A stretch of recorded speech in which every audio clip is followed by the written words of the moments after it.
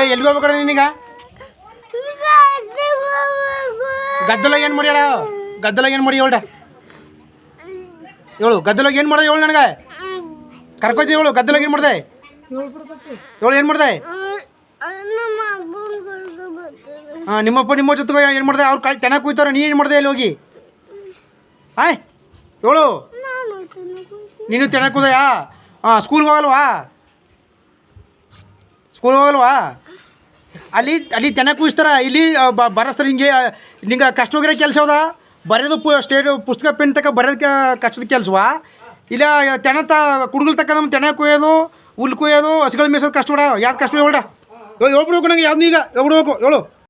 ಸ್ಕೂಲ್ಗೆ ಹೋಯ್ತೀನಿ ಅಂದ್ರೆ ನಮ್ಮ ಮೋಹನ್ ಅಂಗಡಿ ಯಾನ್ ತಿಂದ್ರು ಸರಿ ಕಡ ತಗಡ.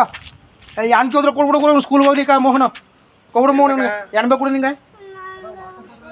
ನಿಂಗೆ ನಿನ್ನ ಸ್ಕೂಲ್ ಕಳಿಸೋಕೆ ಇಷ್ಟೆಲ್ಲ ಪ್ರಯ ಮಾಡ್ಬೇಕು ನೋಡಿ. ಮೋಹನ್ ಹೇಳ್ತಾ ಅಂಗಡಿ ಏನು ಬೇಕು ಏನು ಬೇಕು ಹೇಳು. ಅಲ್ಲ ಕೂಡ ನೀನು ತಿಂಡಿ ತಗೊಡ್ತೀನಿ ಹೋಗ್ಬಿಡ.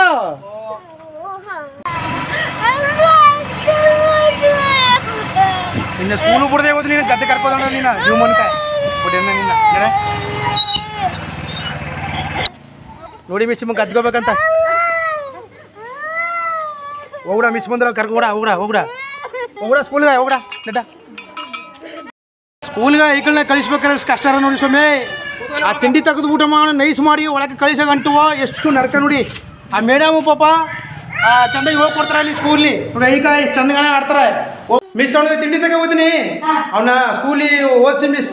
ಅಮ್ಮ ಇದು ಆಗಲ್ಲ ಅಂತಾನೆ ಸ್ಕೂಲ್ಗೆ ಗದ್ಗೋಯ್ತೀನಿ ಅಂತ ಅವನ ಓದಿಸಿ ಒಂಚೂರು ಸ್ಕೂಲಿ ಓದ್ದೆ ಅಪ್ಪ.